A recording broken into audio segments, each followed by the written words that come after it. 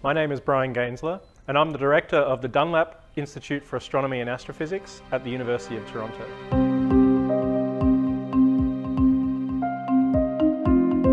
Well, I've always been wanting to know the answers to questions ever since I was a little kid.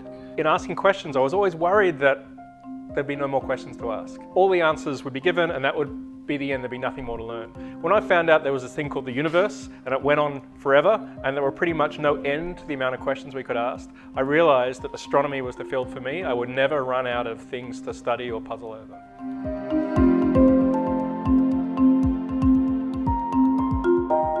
Look at the other side, look at their perspective, the opposite side of the story, and see if that makes sense too. I'm not saying change your mind every single time, but you should look at both sides of the argument and ask yourself which one makes more sense and why.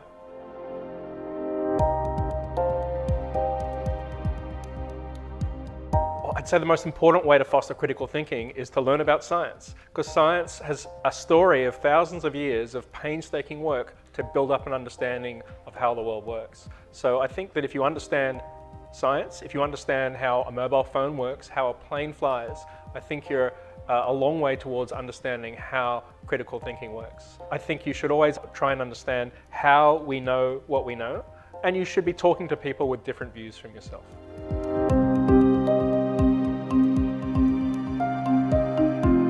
The great thing about astronomy is that anybody can be an astronomer. So if you simply want to get involved by learning about astronomy, you can buy a telescope, set it up in your backyard, and start looking at the night sky.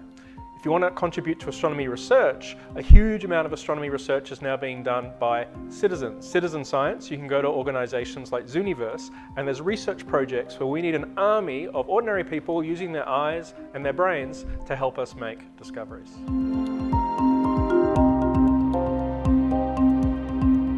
I think to be a success in science, you need to accept two things.